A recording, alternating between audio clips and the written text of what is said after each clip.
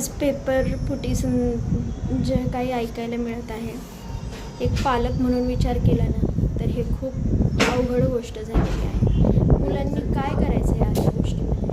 पालकांनी काय करायचं? आम्ही कष्टाचा पैसा लावतो, यामध्ये कर्ज काढून पैसा उभा करतो का तर मुलांचं शिक्षण व्हावं. रेग्युलर याच्यामध्ये मुलांचं शिक्षण नीट होत नाही म्हणून क्लासेसला लोक पैसे लावतात आणि त्यातून काय तर काही क्लासेससाठी लोक कसे पेपर हे करतात. मग साध्या मुलांनी काय करायचं त्यांनी, जेणेकरून म्हणजे असे पेपर फुटून ज्यांनी पेपर घेतला त्यांना पर्सेंटेज मिळणार आणि जे अभ्यास करून पुढे जात आहेत मुलं त्यांचं काय हाल करून टाकायचं. पण याची गरजच कशाला वाटते या पेपरची? हे नीट, CET, जी काय गरज आहे ह्या सगळ्या परीक्षांची?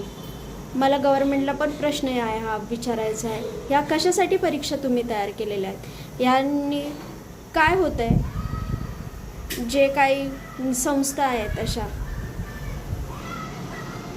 क्लासेसच्या ह्या मोठ्या करताय तुम्ही आणि साध्या लोकांनी काय करायचं? काहीच नाही. त्या मुलांनी काय नाही. याच्याने मुलांच्या भवितव्यावरती किती मोठा परिणाम होत आहे. अगोदर इंजिनियर होत होते ना, अगोदर डॉक्टर पण होत होते ना, त्यांनी कुठं दिलेले आहेत नीट? तरी चांगल्या हुद्द्यांवर चांगल्या सर्व्हिसेस चांगल्या गोष्टी देत आहेत ना ते आत्ता. आणि आत्ता का गरज ह्या सगळ्या गोष्टींची वाटू लागलेली?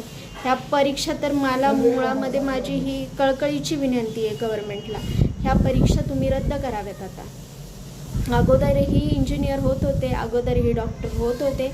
मला कधी प्रश्न पडतो, जे हे नीट आणि जे ह्याच पेपर जे लोक बनवत आहेत, जे प्राध्यापक बनवत आहेत, मी आता ते ऐकलं, जे असे मोठी लोक आहेत त्यांचं वय आता किती 60 वर्षाचे, त्यांनी तरी कधी नीट आणि जी परीक्षा दिली आहे का हो? म्हणून ह्या लहान मुलांकडनं तुम्ही ह्या अपेक्षा करताय.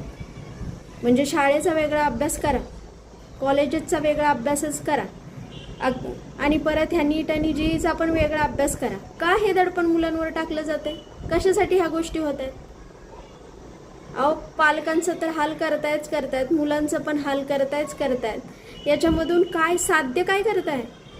तयार होणारा मुलगा चांगला असतो, तो तयार होतोय, चांगले डॉक्टर मिळतील, चांगले इंजिनियर मिळतील. गरज नाही ह्या नीट आणि जी परीक्षांची. याच्यावर विचार करा आणि हा व्हिडिओ खूप लोकांपर्यंत शेअर करा, गव्हर्नमेंटपर्यंत